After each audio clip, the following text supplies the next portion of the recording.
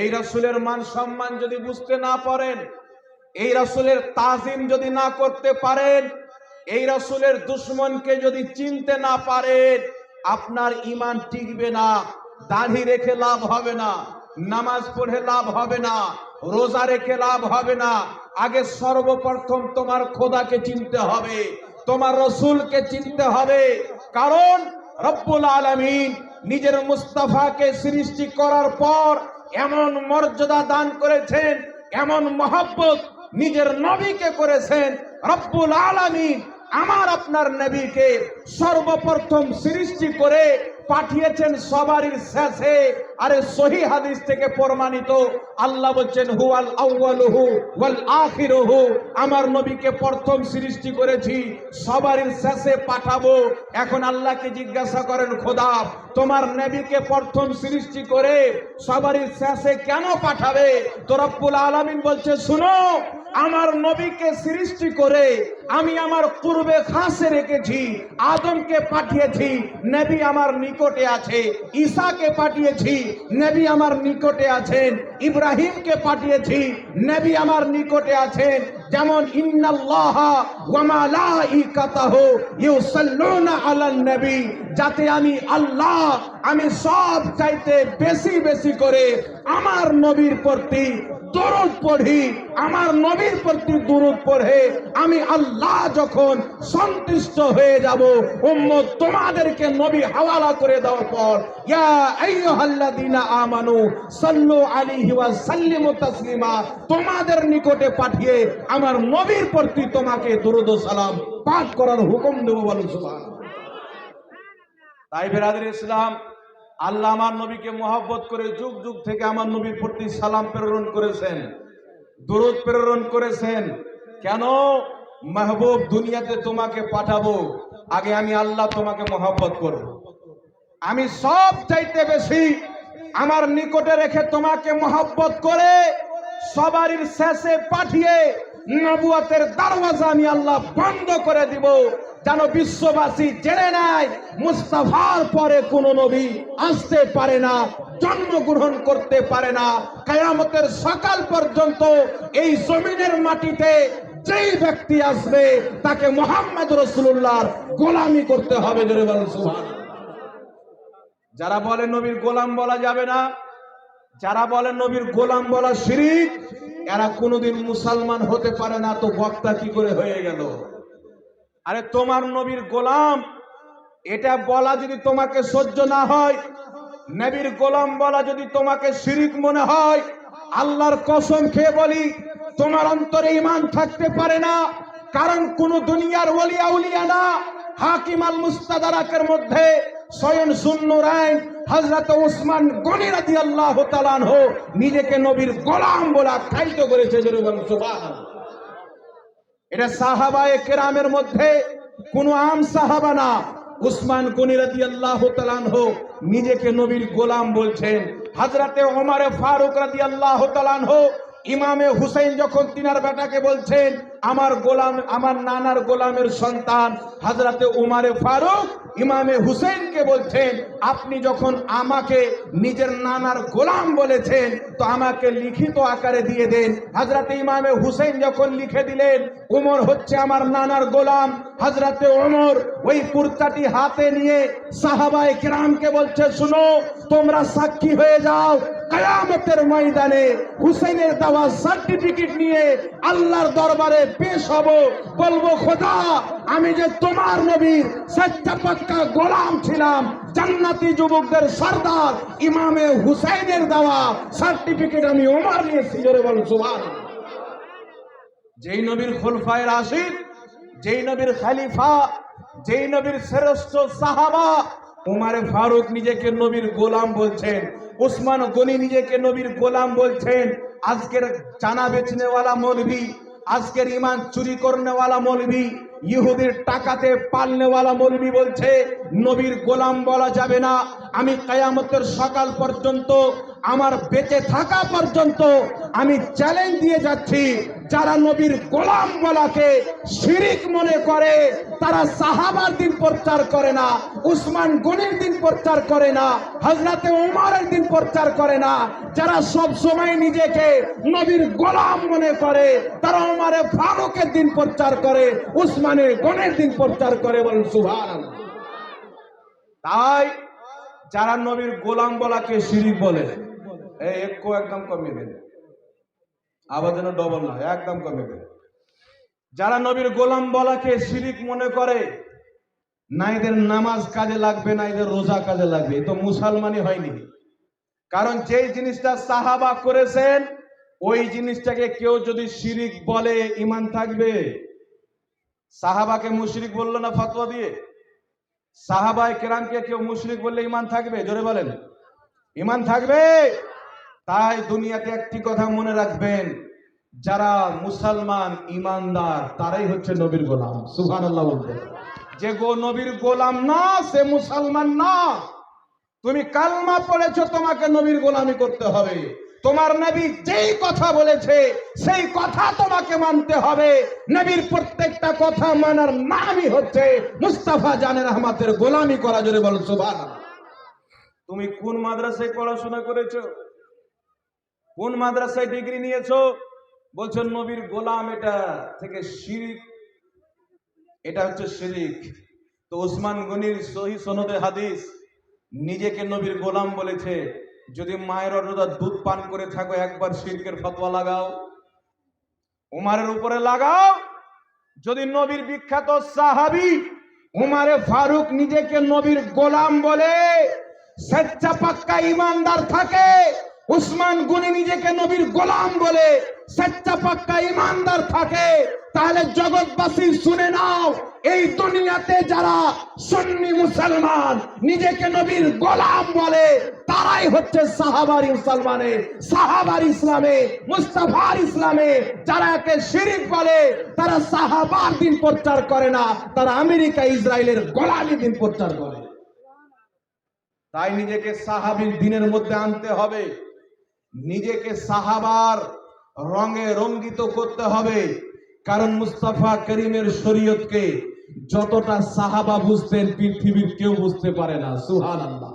মুস্তাফা জানে রহমতের হাদিসকে যতটা সাহাবা বুঝতেন, কেউ বুঝতো না। শিরিক যতটা সাহাবা বুঝতেন, ততটা দুনিয়াতে কেউ বুঝতে পারে না। বিদআত যতটা সাহাবা বুঝতেন, দুনিয়াতে কেউ বুঝতে পারে না। তাই একটি কথা মনে রাখবেন, নবীর গোলাম বলাকে যেই দলের বক্তারা শিরিক মনে করে, ওই বক্তাকে যারা বক্তা মনে করবে, তাদেরও ঈমান থাকতে পারে না। একে ইহুদির এজেন্ট বলে বিতাড়িত করতে হবে, ওর বক্তব্যকে আপনার বিতাড়িত করতে হবে, আর পৃথিবীকে জানিয়ে দিতে হবে যারা নবীর গোলাম, আমরা তাদেরই বক্তব্য শুনবো। বলুন সুবহানাল্লাহ। এ বলছেন নবীর গোলাম বলা যাবে না, কিন্তু আমার গোলাম হয়ে যাবে। ওই বক্তার বলবি বলছে যে আমাদের শিক্ষকরা হচ্ছে আমাদের নবী। নাউজুবিল্লাহ বলবেন না? জি, বাংলাদেশে একটা বক্তা বেরিয়েছে, বলছে আমাদের শিক্ষকরা হচ্ছে আমাদের নবী। তো যারা নিজের শিক্ষককে নবী মনে করে, তারা আমাদের নবীর তাজিম করবে? এই জোরে বলেন, তাজিম করবে? আর শুধু তাই নয়, এরা নিজের গুরু আশরাফ আলী থানভীকে আল ইমদাদ কিতাবের মধ্যে রসুলও লিখে রেখেছে, নবীও লিখে রেখেছে। তাহলে যেই জামাত এখন যারা গলা ফেড়ে বলে কায়াম করা হারাম, কায়াম মানে কি? নবীকে দাঁড়িয়ে সালাম দেওয়াকে বলা হয় কায়াম। কায়াম করা হারাম, নবীকে দাঁড়িয়ে সালাম দেওয়া যাবে না। তো কেন যাবে না? ওদের ইতিহাস পড়বেন, তবেই বুঝতে পারবেন। যারা আমাদের নবীর জন্য দাঁড়িয়ে সালাম দিবে না, যখন আশরাফ আলীর কবরে যায় তখন দাঁড়িয়ে সালাম দেবে। কারণ আশরাফ আলী থানভীকে নবী লিখে রেখেছে, নবী বানিয়ে রেখেছে। তো যদি গোলাম আহমদ কাদিয়ানীকে, কাদিয়ানীরা নবী মেনে ইসলাম থেকে বেরিয়ে কাফির ও মুরতাদ হয়ে যায়, তো আজকে যারা নিজেকে দেওবন্দি বলো, আশরাফ আলী নিজের কিতাবে আল ইমদাদের মধ্যে নিজেকে রসুল লেখাকে, নবী বলাকে সাপোর্ট করেছে, তাহলে ওই ব্যক্তিকে মানার পরে তোমরা কি করে মুসলমান থাকতে পারো? তোমাদের ঈমান কি করে বাঁচতে পারে? কি মাইক লাগিয়েছে? ইমান কি করে বাঁচতে পারে? তাই একটি কথা মনে রাখবেন বেরাদের ইসলাম, যারা নবীকে সালাম দাঁড়িয়ে সালাম দিতে হারাম মনে করে, নবী পাককে নিজের মতন মানুষ মাটির মনে করে, এই জাতিরা নিজের মৌলবীদেরকে নবী চাইতে বাড়িয়ে দিয়েছে। জি, নবীর চাইতে বেশি সম্মান তাদের মৌলবীর করে। আমি আপনাদের সম্মুখে দলিল দিয়ে দিচ্ছি, শুনেন। একটা বক্তা বেরিয়েছে, ওই বক্তা বলছে, নাম হচ্ছে আহলে হাদিস নিজেকে বলে, নাম দিয়েছে ব্রাদার রাহুল। কি রাহুল নাম দিয়েছে? আমি মনে করি ও জাহিল রাহুল, কারণ কোরআন পাক ও দেখেও পড়তে পারে না। আমার নবী যে বলেছিলেন আল্লাহ ইলিম উঠিয়ে নিবেন, জাহিলদেরকে লোক দিনের মাসনাদে বসিয়ে দিবে, জাহিলদেরকে দিনের গুরু বানিয়ে দিবে।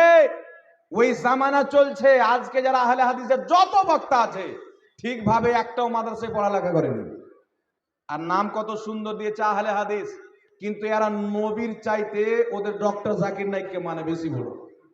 জি, আমি এক জায়গায় বললাম ডক্টর জাকির নাইক বলেছে বুকের উপরে হাত বানা হাদিসটা সহিহ, এটা হাদিসের সঙ্গে জালিয়াতি করেছে, জাতিকে মিথ্যা কথা বলেছে। আবু দাউদ শরীফের যে হাদিস বুকে হাত বানার কথা বলা হয়েছে, তাউস রাহমাতুল্লাহ আলাইহি বলেছেন নামাজে বুকের মধ্যে নবী হাত বেঁধেছেন, এই হাদিসকে আমার বেঁচে থাকা পর্যন্ত কোন বাপের বেটা যদি সহি প্রমাণ করতে পারে 1,00,000 টাকা আমি জাহাঙ্গীর তোমাকে পুরস্কার দিয়ে যাব। আর এই হাদিসকে জোকার নাইকও বলছে সহি, এদের কাটমুনসিও বলছে সহি, কিন্তু চিন্তা করেন একটি জয়ীফ হাদিসকে মানুষের হাত নাভি নিচ থেকে টেনে বুকে নিয়ে আসার জন্য চিল্লায় চিল্লায় বলছে সহি। আমি 1 বছর থেকে চ্যালেঞ্জ করছি, যদি কোনো আহলে হাদিস এই জমিনের মাটিতে, খাস করে বাংলার মাটিতে থাকো, আমাকে একটা হাদিস দাও আমার নবী বুকের উপরে হাত বেঁধেছেন, একটা যদি সহি হাদিস দিতে পারো, আমি জাহাঙ্গীর আলম তোমাকে 1,00,000 টাকা পুরস্কার দেবো। কিয়ামতের সকাল পর্যন্ত দেখাতে পারবে না। হ্যাঁ, আমার মরার পর যদি বানিয়ে নেয় নিজে থেকে, কারণ এরা হাদিস নিজে তৈরি করে। জি, মুসনাদে আহমদের মধ্যে থেকে 3,000 হাদিস বের করে ফেলে দিয়েছে, সুনানুল কুবরার কিছু হাদিসকে বাদ দিয়ে দিয়েছে, মুসান্নাফে আব্দুর রাজ্জাকের প্রথম অধ্যায়টাকে বাদ দিয়ে দিয়েছে।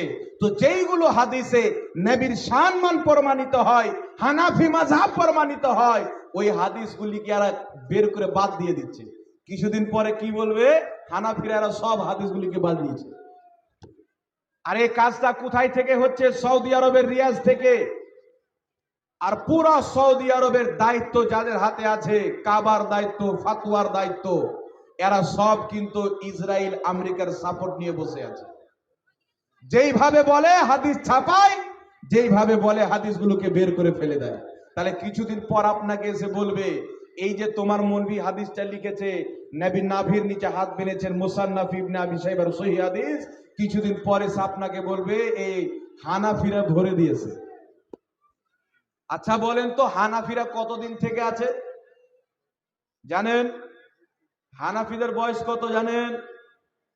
এই হানাফি মাযহাব তৈরি করা প্রায় 1200 বছর পার হয়ে গেছে, 1300 বছরের নিকটে। তাহলে এতদিন পর্যন্ত আগেই হাদিস বানিয়ে দিয়েছে, কেউ ধরতে পারলো না, আর তুমি আজকে এসে ভাইরাস বের করছো। কিন্তু একটি কথা মনে রাখবেন, স্পষ্ট কথা, বুকের উপরে হাত বাঁধার কোন সহিহ হাদিস নাই। সাহিহ ইবনে খুজাইমার যে হাদিসকে এই ওয়াহাবিরা নিজের কিতাবের মধ্যে সহিহ বলেছে, এটাও হাদিসের সাথে জালিয়াতি করেছে, ওই হাদিসটাও জয়ীফ। আবু দাউদ শরীফের যে হাদিসকে আপনার মুরসাল হাদিসকে সহিহ বলেছে, ওই হাদিসটাও জয়ীফ। এরা সহিহ লিখে জাতিকে গুমরা করছে। আর আমাদের দেশের কিছু লোক কি মনে করে, সহিহ হাদিস পেয়ে গেছি। কিন্তু বদমাইশ, যেই মৌলবীর পিছনে তুমি যুগ যুগ থেকে নামাজ পড়ে আসলে, যেই মাযহাবে তোমার বাপ দাদা 14 গোষ্ঠী আমল করে কবরে চলে গেল, একটি বার তুমি জিজ্ঞাসা করলে না হুজুর এই দেখেন নাভি বুকের উপরে হাত বানার সহিহ হাদিস দিচ্ছে, আমরা যে নাভির নিচে হাত বেঁধে আসি, তো আমাদের কি কোনো সহিহ হাদিস নাই? আপনার কর্তব্য ছিল কি ছিল না? ছিল কি ছিল না বলেন? আরে 1300 বছর থেকে যে আমল হয়, বলছে হুজুর মক্কার ইমাম হাত বাঁধছে বুকের উপরে, কিন্তু মক্কার ইমাম বুকের উপরে হাত বাঁধে না, মক্কার ইমাম হাত বাঁধে নাভির উপরে। কোথায় হাত বাঁধে? নাভির উপরে। ওকে বলেন যে নাভির উপরে হাত বানা কতদিন থেকে চালু হয়েছে মক্কাতে? তোমরা নিজেকে আহলে হাদিস বলো, তোমরা কবে থেকে দখল করেছো মক্কাতে? তোমাদের দখল করা 110-15 বছর হলো, কিন্তু 110-15 বছর পূর্বে মক্কার সরজমিন পবিত্র কাবা ঘরে মদিনার মতন পবিত্র সরজমিনে যুগ যুগ থেকে ইয়া নবী সালামু আলাইকার সাদা আসমানের ফেরেশতারা পর্যন্ত শুনতে এসেছে। বলুন সুবহানাল্লাহ। ওই মক্কা মদিনাতে মিছিল বেরিয়েছে যুগ যুগ থেকে, মিলাদুন নবী পালন হয়েছে। তাই আমাদের মতন কাঠমুনসি না, ইমাম ইবনে হাজার আসকালানির মতন জগৎ বিখ্যাত মুহাদ্দিস মিলাদুন নবীকে জায়েজ বলেছেন। ইমাম মোল্লা আলী কারি মিলাদুন নবীকে জায়েজ বলেছেন। ইমাম জালালউদ্দিন সুয়ুতি আল হাবিলিল ফাতাওয়ার মধ্যে মিলাদুন নবীকে জায়েজ বলেছেন। ইমাম সুয়ুতি রাহমাতুল্লাহ আলাইহি হুসনুল মাকসাদ ফি আমালিল মাউলিদ কিতাবের মধ্যে মিলাদুন নবীকে জায়েজ বলেছেন। আপনার সুবুলুল হুদা ওয়া রশাদের মধ্যে ইবনে সালেহ শামী রাহমাতুল্লাহ আলাইহি মিলাদুন নবীকে জায়েজ বলেছেন। চাই শাহ ওয়ালিউল্লাহ মুহাদ্দিসে দেহলভী মিলাদুন নবীকে জায়েজ বলেছেন। ইমাম আব্দুল হক মুহাদ্দিস দেহলভী মিলাদুন নবীকে জায়েজ বলেছেন।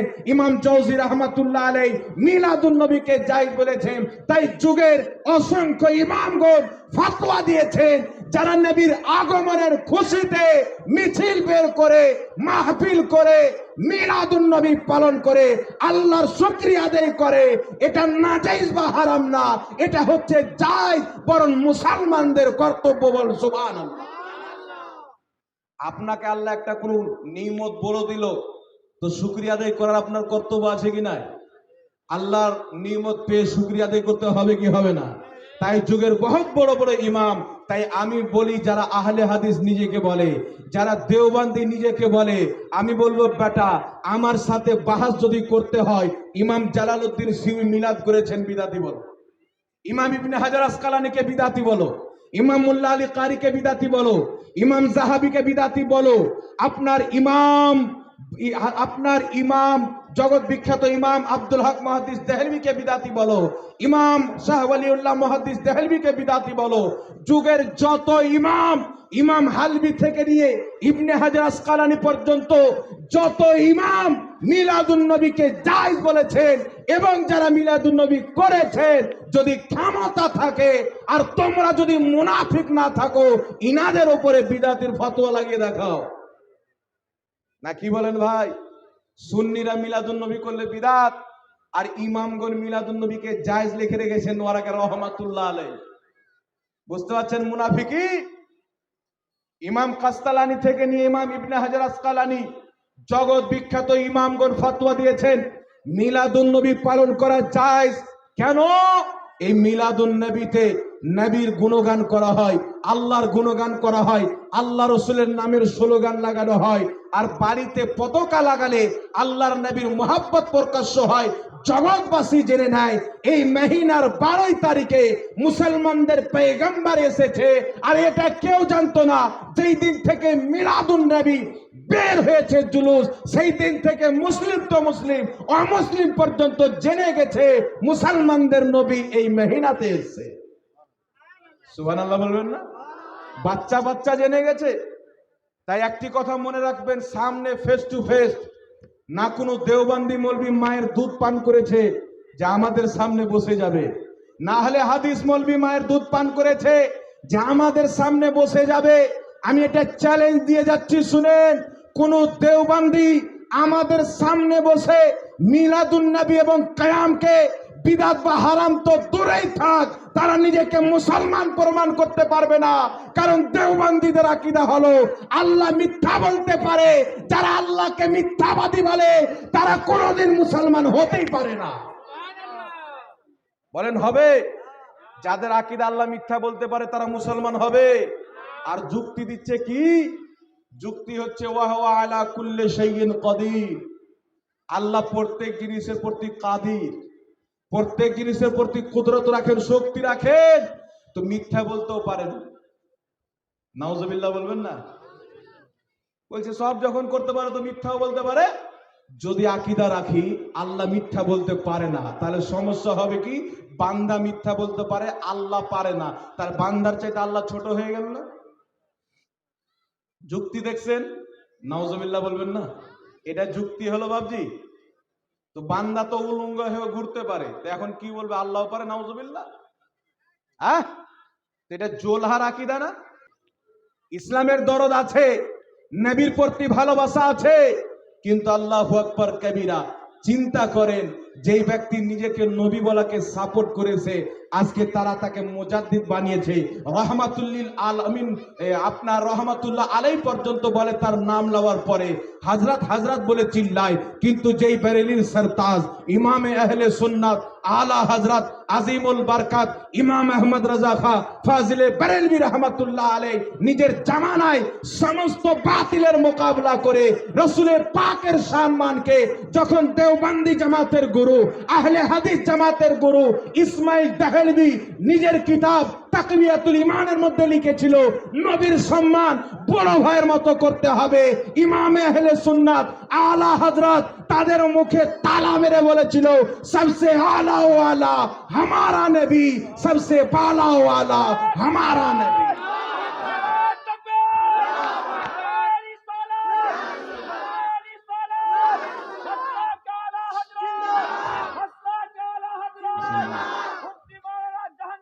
তাই নবীর গুস্তাখি করনেওয়ালার দলে তোমরা চলে গেছো, আমরা নবীর গুণগান করনেওয়ালা আহমদ রাজার দলে এসেছি। জোরে বলতে হবে সুবহানাল্লাহ।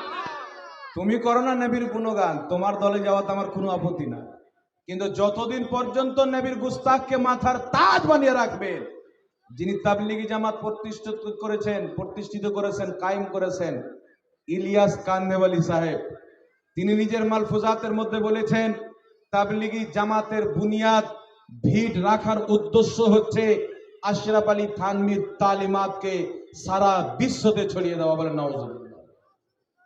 কোন আশরাফ আলী থানভী? আরে আলা হযরত নিজেকে নবীর দরবারের কুকুর বলেছে, তো মাথা ছিটিয়ে বলছে আহমদ রাজা নিজেকে কুকুর বলেছে।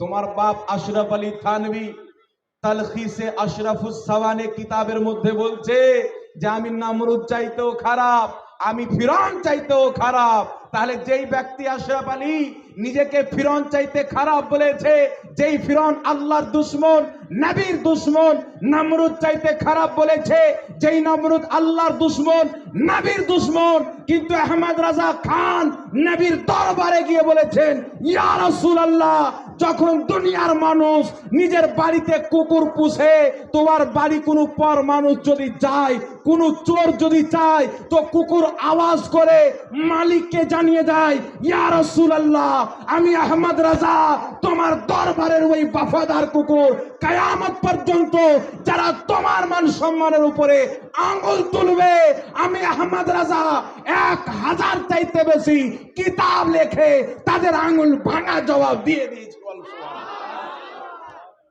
কে জবাব দিয়েছেন? কাদিয়ানীদেরকে জবাব আহমদ রাজা খান দিয়েছেন। আল্লাহকে মিথ্যা বলছিল রশিদ আহমদ গাঙ্গুহি, তাবলিগি জামাতের প্রতিষ্ঠাতার পীর, ফতোয়া রশিদিয়ার মধ্যে লিখেছে আল্লাহ মিথ্যা বলতে পারে, এর জবাব আহমদ রাজা খান দিয়েছে। আশরাফ আলী থানভী নিজের নামের কলমা পড়াকে, দুরুদ পড়াকে, নিজেকে রসুল নবী বলাকে সেই সন্তুষ্ট হয়েছে, সাপোর্ট করেছে, এর জবাব আহমদ রাজা খান দিয়েছেন। আপনার কাসিম নানওতই বলেছে নবীর পরে যদি নতুন নবীর জন্ম হয়ে যায়, আমাদের নবীর শেষ নবী হওয়াতে ব্যাঘাত ঘটবে না, অর্থাৎ আমাদের নবীর পরে নতুন নবীর জন্ম নেওয়া সম্ভব, এর জবাব আহমদ রাজা খান দিয়েছেন। যখন বলছিল নামাজের মধ্যে গরু ছাগলের শরণ আসলে নামাজ হয়ে যাবে, নবীর শরণ আসলে নামাজ হবে না, আহলে হাদিসদের গুরু ইসমাইল দেহলভী সিরাতে মুস্তাকিম 148 নম্বর পৃষ্ঠার মধ্যে যখন লিখলো, তারপরে ইসমাইল দেহলভী তাকবিয়াতুল ঈমানের মধ্যে যখন লিখলো নবীর সম্মান বড় ভাইয়ের মতো করতে হবে, আল্লাহ ছাড়া কাউকে মানা যাবে না, নবী মরে মাটির সাথে মিশিয়ে গেছে, এই সমস্ত ফিতনার জবাব কাদিয়ানীদেরকে জবাব আহমদ রাজা খান দিয়েছেন।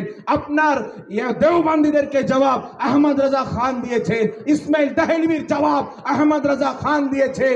সমস্ত নবীর দুশমনের জবাব ইমামে আহমদ রাজা যখন নিজের কলমের জোরে শত শত কোরআন এবং হাদিসের জবাব দিয়ে কোরআনের আয়াত দিয়ে যখন প্রমাণ করে দিলেন আমার নবীর পরে কোন নবী জন্ম হবে না, আমার নবীর সম্মান বড় ভাই না মা বাপ চাইতে বেশি, বাপ মা চাইতে বেশি, ছেলে মেয়ে চাইতে বেশি, আল্লাহর সৃষ্টিতে সব চাইতে বেশি আমার নবীর সম্মান করতে হবে।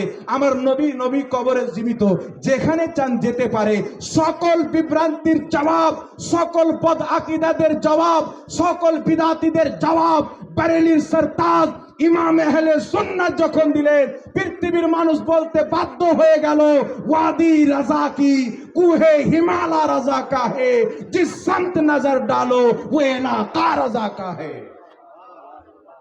তাই যেখানে তাকান আহমদ রাজার গুণগান। তাই তো আলা হযরতকে আলা বললে পেটে চুলকানি ধরে নেয়। জি বলছে আলা হযরত বলা যাবে না কেন? বলছে যেই শব্দটা নবীর জন্য ব্যবহার হয়নি, সাহাবার জন্য ব্যবহার হয়নি, ওই শব্দটা আহমদ রাজা খানের ব্যাপারে ব্যবহার হবে না। তো আমার নবীর প্রতি কুরআন নাজিল হয়েছে, আমার নবীর মতন কুরআন কেউ পড়তে পারে না। আমার নবীকে তো কোনোদিন বললে না কারি মোহাম্মদ সাল্লাল্লাহু আলাইহি সাল্লাম, তো নিজের নামের আগে কারি কেন লাগাচ্ছ পাগলা কুকুর? আবু বকর সিদ্দিককে কোনোদিন বললে না মুফতি আবু বকর সিদ্দিক, তোমার বাপকে মুফতি কেন বলো? উমারে ফারুককে কোনোদিন বললেন না মাওলানা উমর ফারুক, নিজেকে মাওলানা কেন বলো? তো যেই জিনিসটা সাহাবার ক্ষেত্রে ব্যবহার হবে, নবীর ক্ষেত্রে ব্যবহার হবে, ওটা আলিমের জন্য ব্যবহার হবে, এটা শরীয়তের দলিল না। ইমাম আহমদ রাজা তার জামানায় সব চাইতে বড় আলিম ছিল। তাই আমাদের মতন দুই পাতা পড়নেওয়ালা মৌলবি না, আরবের বড় বড় ইমাম তার কদমে মাথার পাগড়ি রেখে বলেছিল আহমদ রাজা এই জামানাতে তো হুজুর অনেক আছে, তুমি হচ্ছ আলা হুজুর, সবার চাইতে বড় হুজুর। বল সুবহানাল্লাহ। তো বিরাদর ইসলাম, আজকে দুই পাতা পড়নেওয়ালা এদেরকে কোনো ভাই যদি আমার সামনে একবার বসিয়ে দিত, খরচ পানি যা হবে আমি দেবো, আপনাদের এলাকাতে ডাকেন তো, কোন রকম করে বসান, দুইজনকে আমি 1 লাখ টাকা করে দেবো, নিয়ে আসেন। দুইজনকে 1 লাখ করে 2 লাখ দিব। আমি যদি প্রমাণ করে দিই যে ওর আকীদা ইসলাম মোতাবিকই না, কোরআন হাদিসের খেলাফ, তাহলে টাকা ঘুরিয়ে দিতে হবে। বুঝতে পারছেন কথা আমার? হ্যাঁ, এরা মরে কবরে চলে যাবে, লাশ পর্যন্ত স্বপ্ন তো আসবে। চোর দেখবেন চুরি করে আসবে তো এলাকাতে এভাবে ঘুরবে, মনে হচ্ছে বিশাল বড় ডন। আর যখন বহরমপুর থানার একটা পুলিশ পুপা গাড়ি নিয়ে আসবে তো কুত্তার মতন পালাবে, হয় না? তাই একটি কথা মনে রাখবেন বিরাদর ইসলাম, এখন সবচাইতে বেশি ঝামেলা পাতাচ্ছে কয়েকটা পশ্চিমবঙ্গে মূর্খ বেরিয়েছে। কি বেরিয়েছে? মূর্খ। আচ্ছা বলেন তো, এই যে কায়াম নিয়ে, রে বাপরে, সুদখোরের ব্যাপারে ওরকম জাহান্নামী বলা যেরকম কায়াম করনেওয়ালাকে জাহান্নামী বলে। তা আমি একটাই ফতোয়া জিজ্ঞাসা করব যারা দেওবন্দি মতের আহলে হাদিস মতে, যে কায়াম করা যদি হারাম হয় তো যেই ব্যক্তি হারাম করবে জান্নাতি না জাহান্নামী? নিশ্চয় জাহান্নামী। তাহলে ইমাম আব্দুল হক মুহাদ্দিস দেহলভী রহমাতুল্লাহ আলাইহি নিজে কায়াম করেছেন, তিনার লেখা কিতাব আখবারুল আখিয়ারের 634 নম্বর পৃষ্ঠার মধ্যে স্পষ্ট বলেছেন, নামাজ, রোজা, হজ, যাকাত আমার প্রত্যেক আমলে খোট হতে পারে, কিন্তু আমি নবী পাককে যে দাঁড়িয়ে সালাম দিই, ইয়া নবী সালাম আলাইকা পাঠ করি, আমার এই কাজে কোনো খোট নাই। কারণ যার ইমানে চুল পরিমাণে দাগ থাকবে সে নবীকে দাঁড়িয়ে কোনোদিন সালামই দিবে না। তাহলে আব্দুল হক মুহাদ্দিস দেহলভীর উপরে ফাতোয়াটা লাগাও, কেউ লাগাতে পারবে না। কেন জানেন? সর্বপ্রথম ভারতের মাটিতে হাদিস শেখ আব্দুল হক মুহাদ্দিস দেহলভী এনেছেন। জোরে বলেন সুবহানাল্লাহ। সর্বপ্রথম। আরেকটি কথা মনে রাখবেন, এদের মধ্যে এত মিথ্যা ভরা আছে, যতক্ষণ পর্যন্ত মিথ্যা বলবে না এদের বক্তব্যই হবে না। এদের আকাবিরিনরা মিথ্যা নিজের কিতাবে লিখেছে, মিথ্যা বলতো, এরা এখন পর্যন্ত মিথ্যা বলছে। তাই বিরাদর ইসলাম সাবধান থাকতে হবে। এমনি চানাচুরের প্যাকেটে ঈমান বিক্রি করে দিলে হবে না। ঈমানকে শক্ত করতে হবে, ঈমান মজবুত করতে হবে। আরে একটা না, কত হাজার দলিল লাগবে। শুধু আমরা না, সাহাবায়ে কেরাম দাঁড়িয়ে নবীকে সালাম দিয়েছেন। জোরে বলেন সুবহানাল্লাহ। তাফসীরে মাতুরিদিটা খুলে পড়ো। সাহাবায়ে কেরাম ইন্নাল্লাহ ওয়া মালাইকাতু, এই আয়াত যখন অবতীর্ণ হলো, সমস্ত সাহাবী দাঁড়িয়ে বলল, ইয়া রাসূলুল্লাহ, আপনার প্রতি সালাম। জোরে বলুন সুবহানাল্লাহ। সব সাহাবা নবী পাককে দাঁড়িয়ে সালাম দিয়েছে। অনেক হাদিসের মধ্যে আছে। এখন মানুষকে, সিম্পল মানুষকে যুক্তি দেওয়া হয়, আমি একটু যুক্তিটা দিয়ে দিচ্ছি। বলছেন নামাজ হচ্ছে আফজলুল ইবাদত, তাই না? নামাজের মধ্যে যখন আমরা সালাম দিই তো বসে দিই না দাঁড়িয়ে দিই?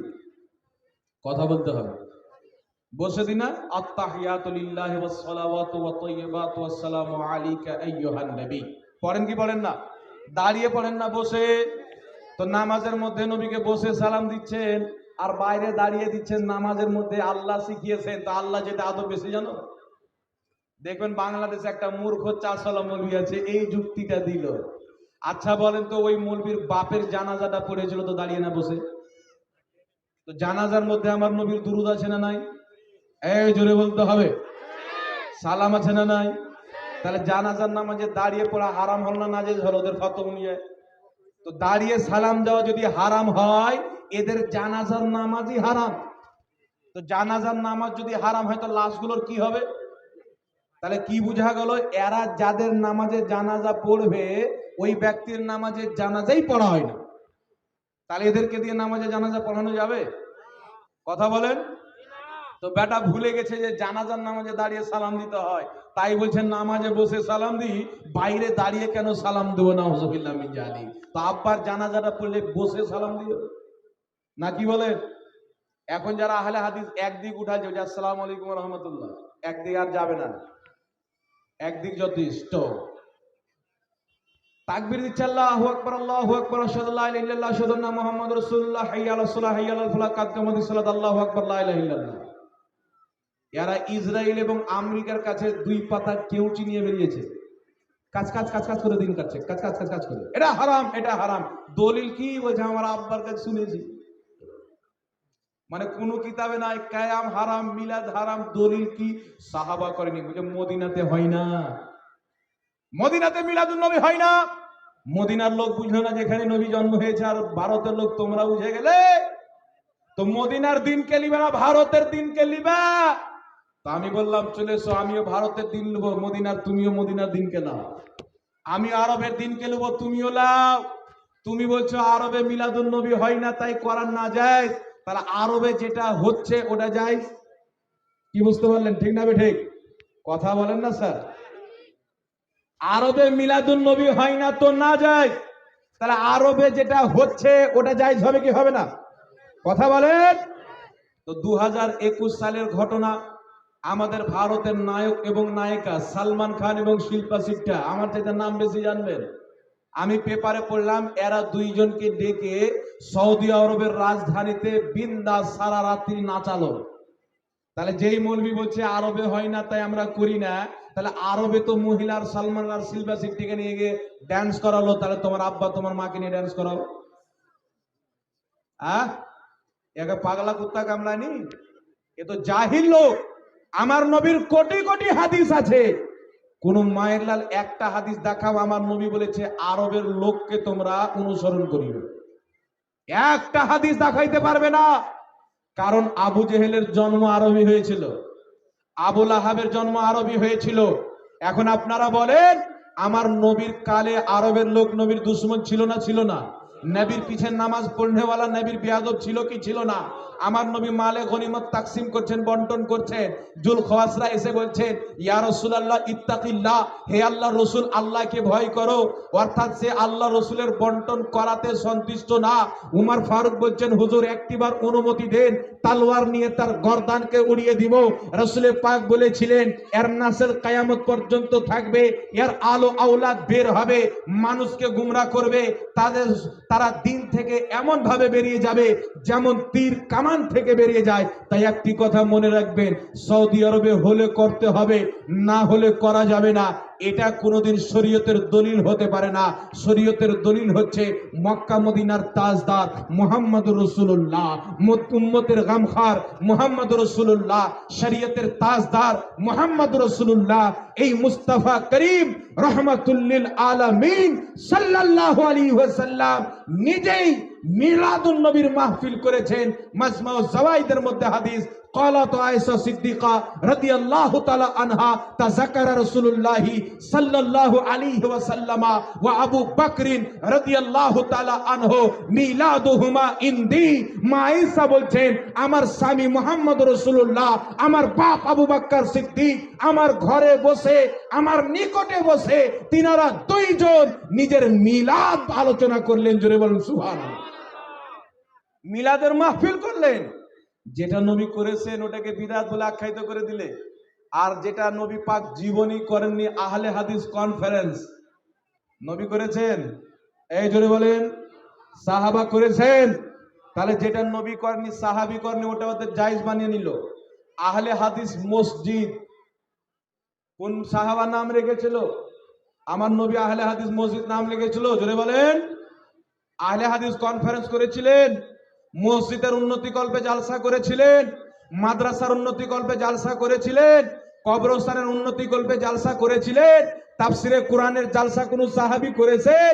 সিরাতুন নবীর জালসা কোন নবী করেছেন? তোমাদের মতন তো কোন নবী কোন রাসূলই জালসা করেনি। তাহলে বিদআত তো তোমাদের জন্মই ভর আছে তোমাদের ফতোয়া অনুযায়ী, ঠিক না বেটি? জোরে বলতে হবে।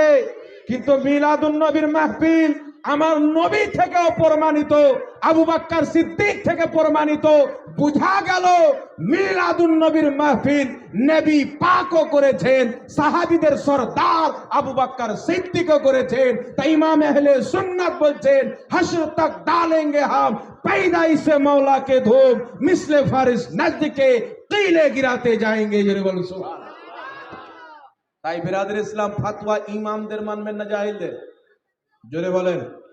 একজন ব্যক্তি একটা আমাকে ঈদ মিলাদুন নবীর 2 দিন আগে আমার মাদ্রাসাতে এসে আসার পরে মোবাইল দেখাচ্ছে, হুজুর দেখেন ইন্টারন্যাশনাল বক্তা জাকির নাইক ইনি বলছেন মিলাদুন নবী পালন করা বিদআত, জায়েজ না। তো এত বড় বক্তা থাকতে আপনাদের কথা কেন মানবো?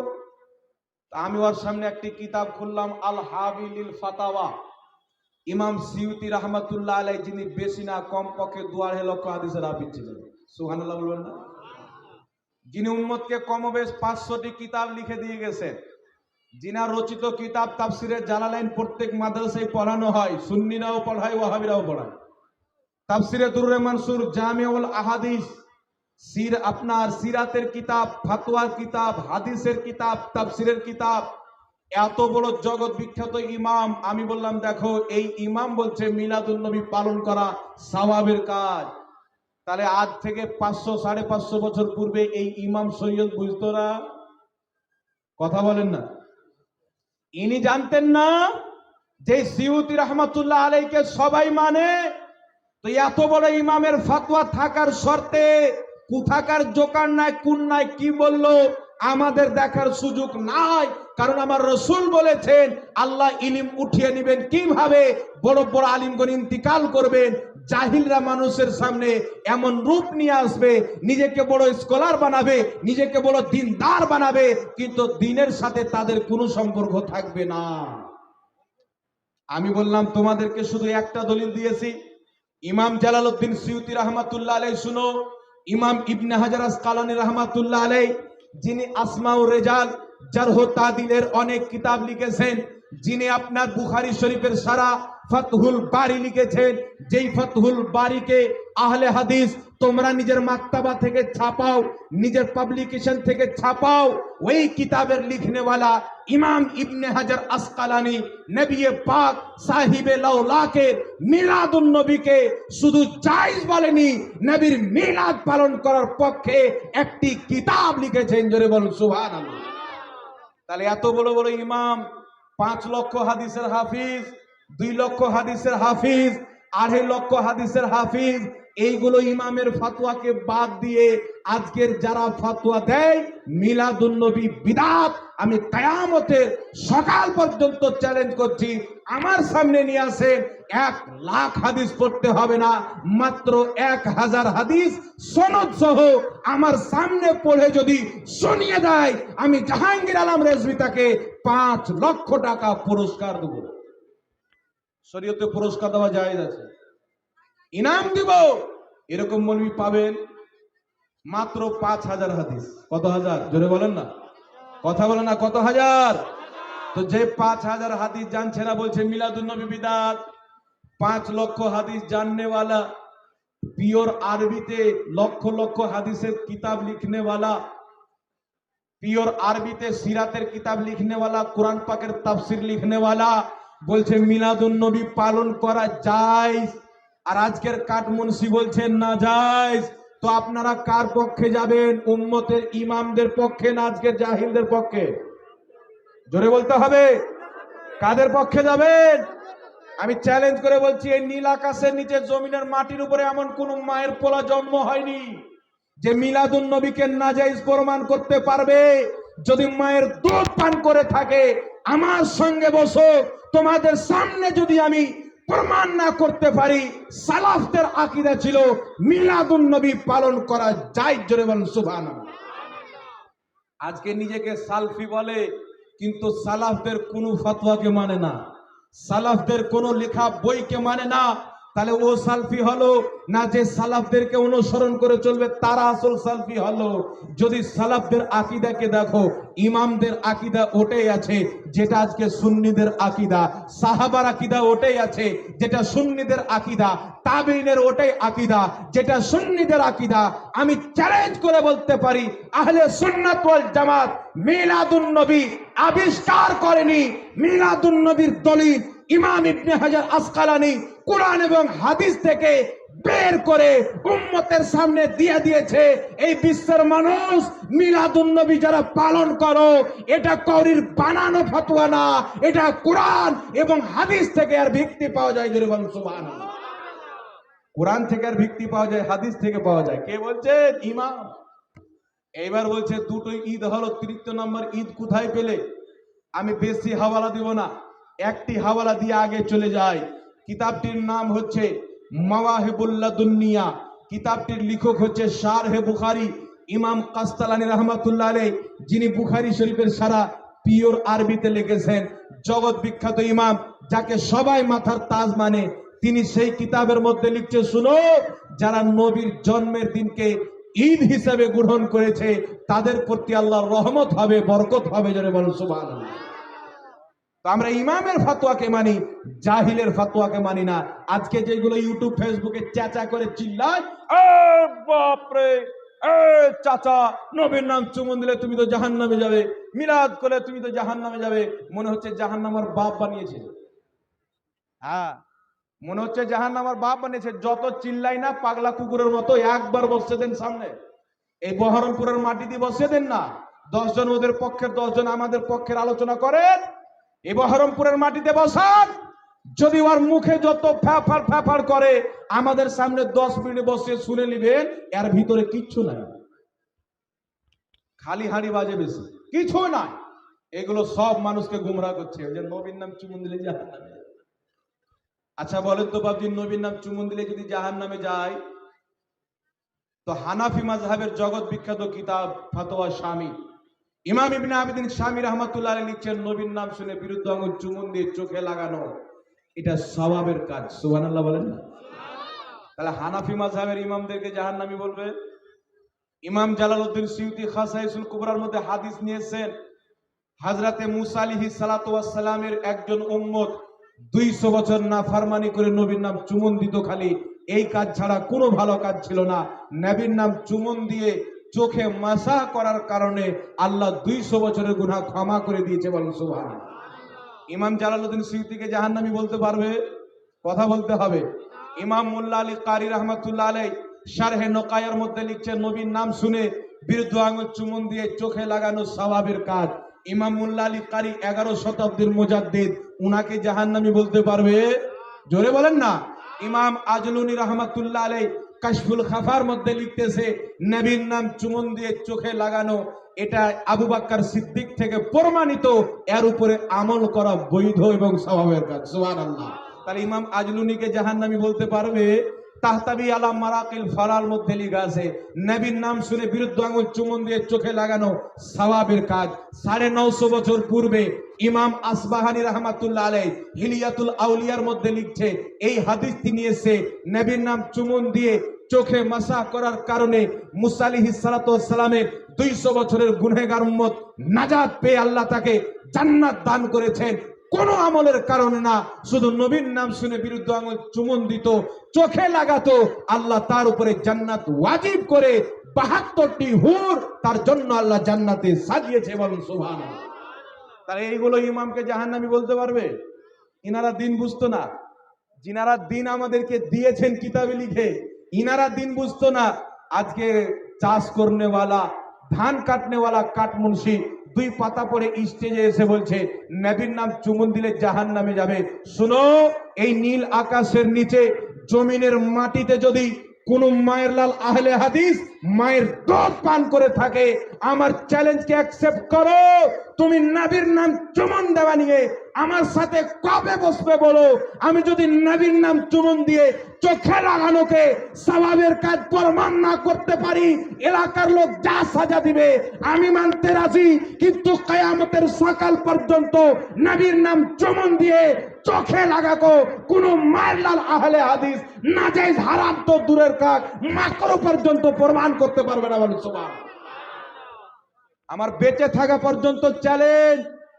আর তোমরা যদি বলো বহরমপুরে বসবো না, তো তোমাদের বাপ এই যে জাহিল রাহুল আছে ওর বাড়িতে গিয়ে বসবো। ডেট আমি করবো না, ডেট সেই দেখ, 1 সপ্তাহ আগে আমাকে জানিয়ে দেখ, আমার যতই প্রোগ্রাম থাকো আমি ক্যান্সেল করে ওই ডেটে তোর বাড়িতে যাব।